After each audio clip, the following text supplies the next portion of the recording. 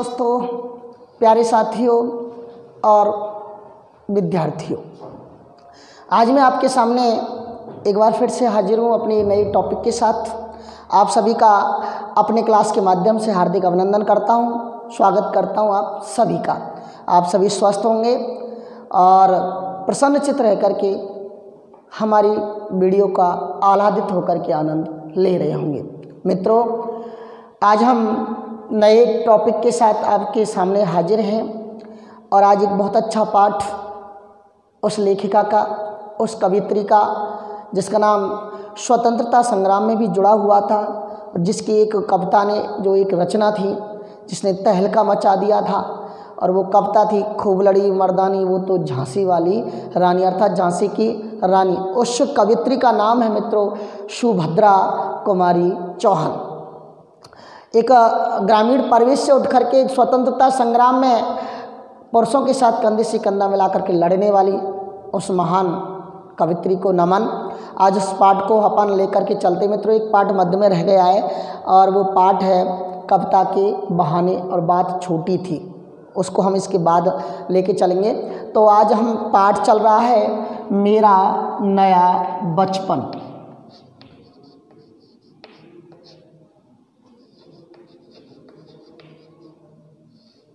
मित्रों, इस पाठ में कवित्री ने बचपन के बारे में बताया है कि बचपन क्या होता है, कैसा रूप होता है, इसको परिवेश कैसा बनाया जाता है, किस तरह ढाला जाता है, जवानी से किस तरह अलग होता है, क्या उमंग होती हैं, क्या आनंद की सीमाएं होती हैं, उस सारी बातें, बचपन की जो बातें इस पाठ के माध्यम से उकेरी गई हैं। कवित्री बताना चाहती है कि बचपन में जो स्वच्छंदता होती है, बचपन में जो नैसर्गिकता होती है, बचपन में जो आनंद होता है, वो बचपन जब गुजर जाता है तो वो आनंद हमें मिस करता है, उस आनंद की हमें बहुत याद आती है। इस पाठ के बारे में बताया गया है। ये भी बताया गया कि कवित्री की जब एक बेटी हो जाती है तो उस बेटी के माध्यम से वो अपने बचपन को कैसे याद करती, क्योंकि हमें कोई किसी को भी अपने बचपन के बारे में ज्ञान नहीं होता, क्योंकि जब हम बचपन में होते हैं हमने क्या किया, किस तरह आनंद की श्रृंखलाबद्ध होकर के हमने जीवन जिया, हमें नहीं पता। लेकिन हम जब दूसरे के बचपन को देखते हैं तब हमें महसूस होता है कि हमारा बचपन भी ऐसा रहा होगा। तो कवित्री की जो बिटिया थी, जो छोटी सी थी, जो मिट्टी खा करके आई है और अपनी माँ से बोल रही है, इन सारी बातों को इस कविता के माध्यम से उकेरा है कि जब हम बचपन में होते हैं तो कोई लाज हमारे अंदर नहीं होती, कोई झिझक नहीं होती, कोई शर्म भी हमारे अंदर नहीं होती, लेकिन जैसे जैसे हम बड़े होते जाते हैं ये सारी चीज़ें हमारे जीवन में घर कर लेती हैं, तब हम लाज, शंका, ये सारी चीज़ें अपने जीवन में महसूस भी करते हैं और फिर इनको पालना भी करते हैं। तो आज इस पाठ के बारे में थोड़ा सा चर्चा कर लेते हैं, लेकिन पहले हम सुभद्रा कुमारी चौहान के बारे में बात करते हैं थोड़ा सा।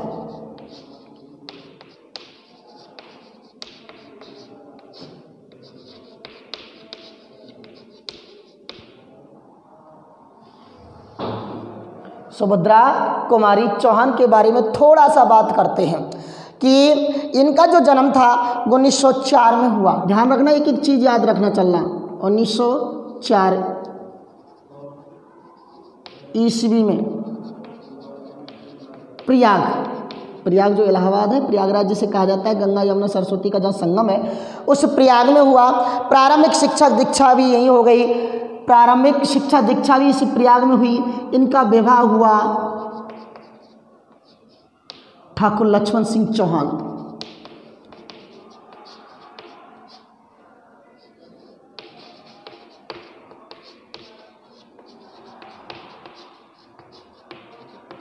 ठाकुर लक्ष्मण सिंह चौहान जो खंडवा के थे। कहाँ के थे? खंडवा रियासत के। इनका नाम भी सुभद्रा कुमार, पति के साथ चौहान हो गया। पति के साथ स्वतंत्रता आंदोलन में इन्होंने भाग लिया, सक्रिय रूप से भाग भी लिया, सक्रिय रही स्वतंत्रता आंदोलन में, इसलिए कई बार कहाँ गई? जेल गई। इन्हें जेल की हवा खानी पड़ी। ये छोटी अवस्था से ही कविता रचना में लग गई थी, बचपन से ये कविता रचने में अग्रणी थी। गांधीवादी विचारधारा से ओतप्रोत थी, अर्थात महात्मा गांधी का इन पर बहुत ज़्यादा प्रभाव था। इन्होंने गांधी जी की विचारधारा से प्रभावित होकर के ही अपने सारे गहने और विदेशी वस्त्रों का त्याग कर दिया और एक सारी चीज़ों को त्याग करके खद्दर की धोती यानी खादी, खद्दर की धोती ग्रहण की, अर्थात ये स्वदेशी के आंदोलन में रंग गई थी। थोड़ी थोड़ी सी बात मैं आपको बता रहा हूँ, बाद में इन सारी चीज़ों को देखेंगे। इन्होंने अपनी कविताओं के माध्यम से राष्ट्रीय भावनाओं यथा देश प्रेम तथा सांस्कृतिक गर्मा आदि का उद्देश्य किया। साहित्य रचना और राजनीतिक क्षेत्र में समान रूप से ये सफल रही। इनके कविताओं के जो संग्रह हैं उनमें त्रिधारा, मुकुल और सभा, त्रिधारा, मुकुल और सभा आदि का समावेश था। और झांसी की रानी तथा जलियांवाला बाग में बसंत, झांसी की रानी, ये कविता तो बहुत ज़्यादा, जिसने ऐतिहासिक पटल पर बहुत ज़्यादा तहलका मचा दिया था। और एक था जलियांवाला बाग, ये भी भारत की फेमस घटनाओं में से एक रही है। ये इनकी प्रसिद्ध कविताएं थीं। बिखरे मोती और उन्मादिनी, ये भी इनके कहानी संकलन थे। बिखरे मोती और उन्मादिनी इनके कहानी संकलन थे। इन्होंने समसामयिक समस्याओं पर भी निबंध लिखे। मित्रों, ऐसा कहा जाता है कि 1948 1948 में एक सड़क दुर्घटना में इनका निधन हो गया था। इनके बारे में ये भी कहा जाता है मित्रों कि ये गृहिणी थी और सारा काम घर का ये किया करती थी। इनके छोटे छोटे बच्चे भी थे। तो कहते हैं जब जेल गए थे, छोटे बच्चा इनका साथ ही इनकी जेल में थे। बड़े बच्चे सास ससुर के लिए छोड़ के गई थी। घर का पूरा काम, जिस तरह पशुओं का कार्य है, खेतों से नार काट के लाना, वो सारे काम करने के बावजूद ये कविता रचना, देश प्रेम की भावना इनके हृदय में कूट कूट कर भरी थी। हालांकि अपने पति का साथ इन्हें ज़बरदस्त मिला, कभी भी पति ने इनको टोका नहीं। तो इस तरह से घर वालों के सहयोग से इन्होंने अपने देश की समस्याओं से आधारित कविताओं की रचना की। मित्रों, पहले मेरी पूरी भावना है, विचार है कि पहले इस कविता को मैं गाऊं। ये जो मेरा बचपन है, इसमें सुभद्रा कुमारी ने जीवन की बाल्य अवस्था का सादगी से चित्रण किया है। बचपन कहते हैं जीवन का जो सबसे अनमोल अवस्था होती है वो बचपन बताया गया है। इसमें ना तो किसी प्रकार का तनाव रहता है, ना ही कोई व्याकुलता रहती है, ना ही कोई झिझक होती है। इस सरल जीवन स्मरण करते हुए कवित्री ने अपनी बेटी के साथ खोया हुआ बचपन पुनः अनुभूत किया। बचपन के नवजीवन, बचपन को नया जीवन तथा भोगा हुआ काल भी कहा जाता है।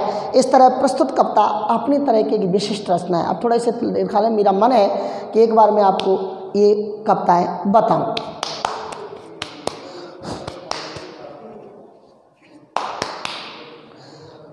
हाँ भाई, देखिए सुभद्रा कुमारी चौहान ने कितने अच्छे ढंग से लय में इस कविता को गाया है। सुने कि बारे बारे आती है मुझको मधुर याद बचपन तेरी, गया ले गया तू जीवन की सबसे मस्त खुशी मेरी, सबसे मस्त खुशी मेरी। चिंता रहित खेलना खाना, ये फिरना निर्वय स्वच्छंद, और कैसे भूला जा सकता है बचपन का अतुलित आनंद। ऊंच नीच का ज्ञान नहीं था, जो बचपन में होता ही नहीं है। ऊंच नीच का ज्ञान नहीं था, छुआछूत किसने जानी, और बनी हुई थी वहाँ झोपड़ी और चीथड़ों में रानी। किए दूध की कुल्ली मैंने चूस अंगूठा सुधा पिया। बचपन में जो आदत होती है मुँह से कुल्ला करना दूध के से, कि किए दूध की कुल्ली मैंने चूस अंगूठा सुधा पिया, किलकारी किल्लोल मचा कर सुना घर आवाज किया। घरों में आवाज़ होती है बच्चों की कि रोना और मचल जाना भी क्या आनंद दिलाते थे। आनंद आता है बचपन में, रोने की भी फिक्र होती है कि रोना और मचल जाना भी क्या आनंद दिलाते थे। बड़े बड़े मोती से आंसू जयमाला पहनाते थे। रोते रोते आंखों से आंसू बहुत ज़्यादा नीचे तक गिर जाते हैं कि रोना और मचल जाना भी क्या आनंद दिलाते थे, बड़े बड़े मोती से आंसू जयमाला पहनाते थे।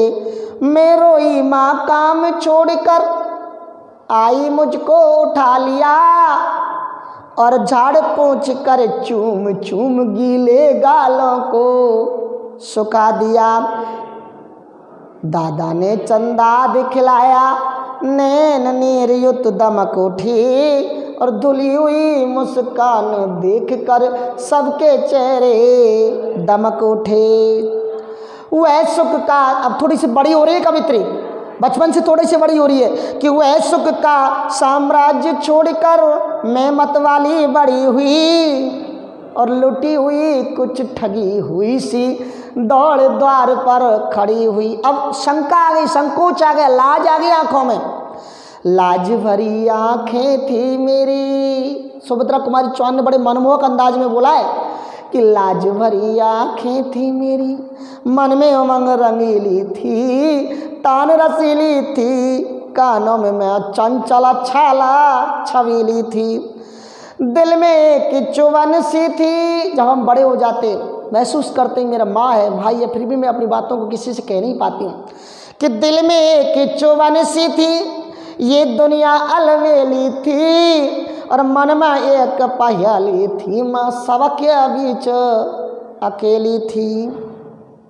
अब उसी बचपन की बात कर रहे हैं। कवित्री कह रही है कि मिला खोजती थी जिसको ही बचपन ठगा दिया तूने, अरे जवानी के फंदे में मुझको फंसा दिया तूने।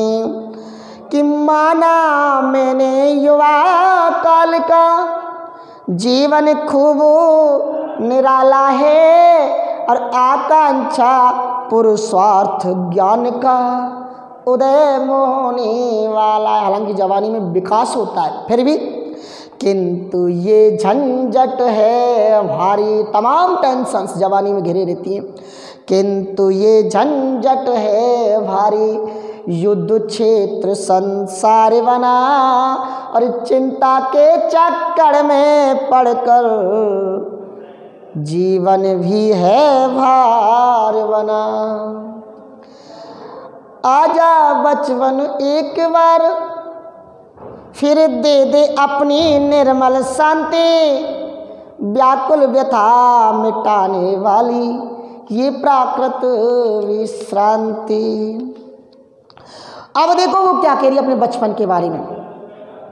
वह बोली सी मधुर सरलता, वह प्यारा जीवन निष्पाप, क्या आकर फिर मिटा सकेगा तू मेरे मन का संताप, जो मन का दुख है। मैं बचपन को, अब वो घड़ी आ गई जिसके लिए कविता रची गई थी बचपन के बारे में। मैं बचपन को बुला रही थी हो, मैं बचपन को बुला रही थी, बोल उठी बिटिया मेरी, नंदन वन सी फूल उठी वह छोटी सी कुटिया मेरी।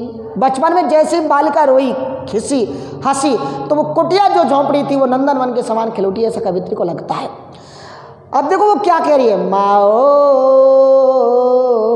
तोतली आवाज में, माओ माओ कहकर बुला रही थी, माओ कहकर बुला रही थी, मिट्टी खाकर आई थी, कुछ मुँह में कुछ लिए हाथ में मुझे खिलाने आई थी। मिट्टी खा रही थी, मुँह सना हुआ था कि माओ कहकर बुला रही थी, मिट्टी खाकर आई थी और कुछ मुँह में कुछ लिए हाथ में मुझे खिलाने आई थी। और एक आत्मविश्वास देखिए, पुलक रहे थे अंग, पुलक रहे थे अंग द्रगों में, कौतूहल था छलक रहा, मोह पर आला दिल लालिमा, विजय गर्व था झलक रहा। अब जैसे माटी लेकर आई तो मैंने, कवित्री कह रही, मैंने अपनी बिटिया से पूछा कि मैंने पूछा ये क्या लाई, ऐ बेटी हो मैंने पूछा ये क्या लाई, बोल उठी माँ काओ तोतली आवाज में कि मैंने पूछा ये क्या लाई, बोल उठी माँ काओ, हुआ प्रफुल्लित हृदय खुशी से, मैंने कहा तुम खाओ। पाया मैंने बचपन फिर से, बचपन बेटी बन आया, उसकी मंजू मूर्ति देखकर मुझ में नवजीवन आया। लास्ट चरण में आप लोगों के साथ गाना चाहता हूँ मित्रों, साथ दे मेरा। मैं भी उसके साथ खेलती हो, मैं भी उसके साथ खेलती, खाती हूँ तो लाती हूँ, मिलकर उसके साथ स्वयं में भी बच्ची बन जाती हूँ, जिसे खोजती थी वर्षों से।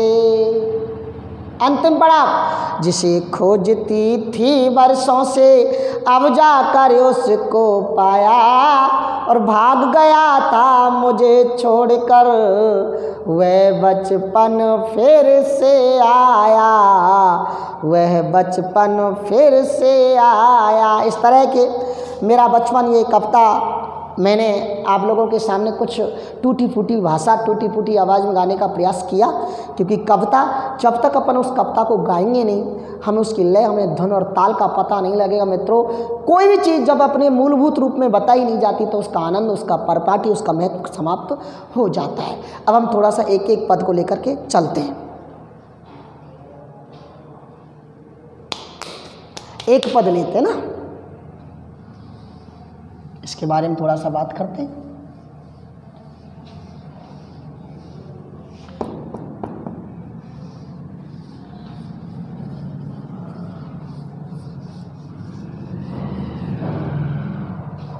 कि बार बार आती है मुझको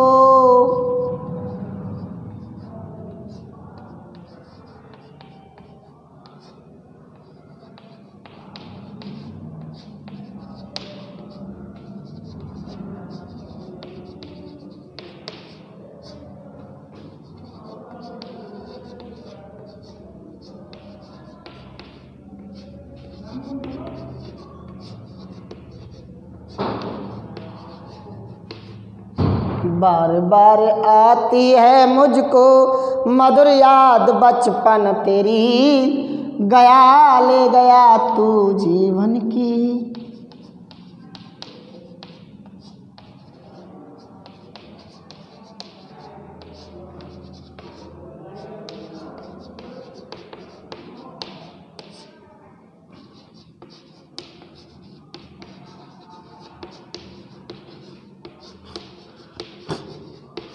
सबसे मस्त खुशी मेरी, चिंता रहित तो खेलना खाना।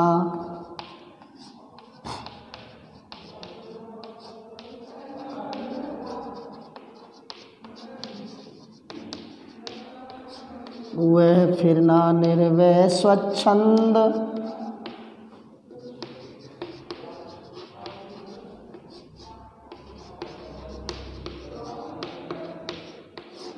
वह फिरना निर्भय स्वच्छंद, और कैसे भूला जा सकता है।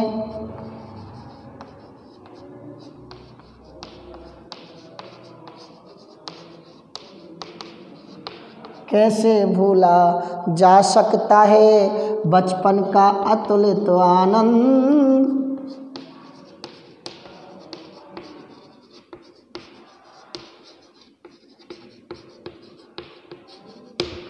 कैसे भूला जा सकता है बचपन का अतुलित आनंद। अपने बचपन को लक्ष्य कर सुंदर भाव व्यक्त कवित्री सुभद्रा कुमारी चौहान ने इस पद्यांश के माध्यम से व्यक्त किया कि हे कि ऐ मेरे बचपन कि बार बार आते हैं मुझको मधुर याद बचपन तेरी। ऐ मेरे बचपन मुझे बार बार तेरी मधुर याद आती है, तू मेरी सारी मस्ती तू मेरी सारी मस्ती सारी खुशी अपने साथ ले गया। 2 लाइन कि बार बार आते हैं मुझको मधुर याद बचपन तेरी, गया ले गया तू जीवन की सबसे मस्त खुशी मेरी। ऐ मेरे बचपन, मुझे बार बार तेरी मधुर याद आती है, तू गया लेकिन तू मेरी सारी मस्ती और मेरे जीवन की सारी खुशी अपने साथ ही ले गया। कि चिंता रहित खेलना खाना, बचपन की बात बता रही है कि चिंता रहित खेलना खाना, वह फिरना निर्वय स्वच्छंद यानी बिना रोक टोक के। कवि कह रही है कि बचपन इतना मधुर था कि बिना चिंता के खेलना खाना घूमना फिरना, बिना भय के बेरोक टोक घूमना फिरना होता था।